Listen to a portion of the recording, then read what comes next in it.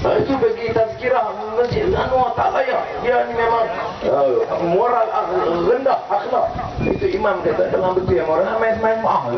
Sebab tu dua tengah tak main sembahyang. Ya. Saudara, dia patut jawab. Kalau betul pertahankan Islam, akhlak kena jaga. Kerana kita hormat, muliakan Rasul itu, wa innaka la'ala khuluqin azim. Ada akhlaknya, karakter, integriti. Ini yang penting.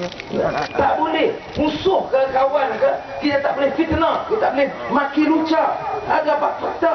Oh, fitnah 256 juta. Sudahlah, 256 juta ini Ketua Audit Negara Kerajaan Malaysia sebut. Habis dah tu, habis riang dah kawan kita. Habis dah. Apa sapu? Mereka kata semua sapu. Mereka pakai penyapu belakang. Hak projek kecil sapu, hak projek besar sapu. Kita dah pakai penyapu. Kalau kita sapu habuk ada tinggal. Ini dia pakai hak modern ni, vacuum cleaner. Dia sedut habis.